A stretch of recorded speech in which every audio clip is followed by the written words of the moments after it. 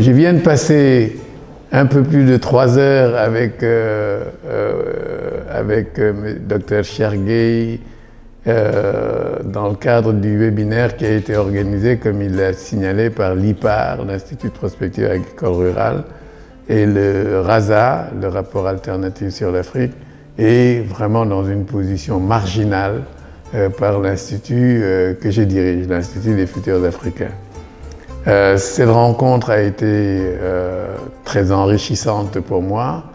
Elle portait sur l'Afrique, sur les discours et les pratiques de la réflexion prospective en Afrique, mais la rencontre a été enrichissante parce que elle m'a permis de rencontrer et d'écouter un certain nombre de praticiens qui avaient sur cette thématique-là des regards intéressants, des regards originaux et des regards inspirés par le terrain.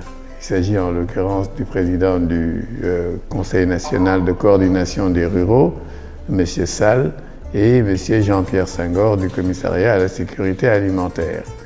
J'ai également eu l'occasion de découvrir une chercheuse talentueuse en la personne de Madame Tall, et il y a eu donc des interactions intéressantes, pas seulement entre les membres du panel que nous étions, mais avec tous ceux qui ont suivi en ligne.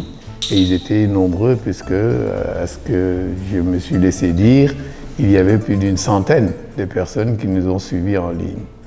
Alors, je crois que le thème était important. Le thème du futur est important parce que le futur, c'est ce qui n'est pas encore, mais le futur, c'est ce qui détermine très souvent ce que l'on fait aujourd'hui.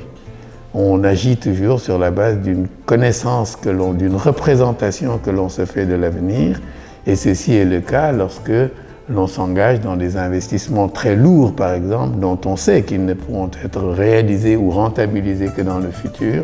Le futur s'invite donc dans le quotidien parce que nous agissons, encore une fois, en fonction des représentations que nous faisons de l'avenir.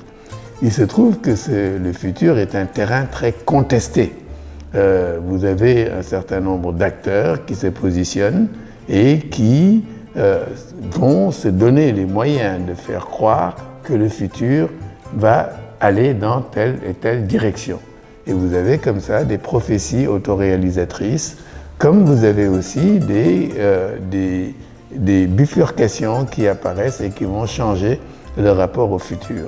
Alors, pour ne pas avoir à être prisonnier des images du futur que d'autres élaborent, il est important que les Africains élaborent leur propre regard sur le futur. Et ça ne peut pas être fait de manière hasardeuse, ça ne peut pas être fait simplement sur la base de souhaits. Il faut qu'il y ait des démarches rigoureuses qui permettent d'explorer le futur sans complaisance, sans cruauté inutile, mais sans autoflagellation non plus. Il faut donc, je crois, se poser la question des méthodes qui vont permettre d'explorer le futur de manière rigoureuse et systématique. Et pour cela, il y a place pour une réflexion menée par des chercheurs. Mais on ne transformera pas la situation actuelle et on n'arrivera pas au futur désiré s'il n'y a pas de l'action derrière pour faire en sorte que le désirable et le possible deviennent réalité. De ce point de vue-là, une collaboration est absolument nécessaire entre des théoriciens, disons entre guillemets, et des praticiens de la transformation sociale. Et je crois que c'est l'IPAR, avec son ambition de s'offrir comme plateforme de rencontre entre décideurs et acteurs, entre acteurs de plusieurs univers, des secteurs publics, du secteur privé, des organisations de la société civile, je crois que l'IPAR est bien positionné pour jouer un tout petit peu ce rôle de plateforme qui va permettre, encore une fois, la transformation de nos économies et de nos sociétés dans le sens souhaitable. Et je remercie, et ce sera mon dernier mot, tous ceux qui, encore une fois, ont permis que se tienne cette rencontre, et je forme le vœu que cette rencontre soit le début d'une longue série de dialogues autour du futur, mais aussi autour de ce qu'il convient de faire pour que le futur soit à notre portée et le futur que l'on souhaite. Merci.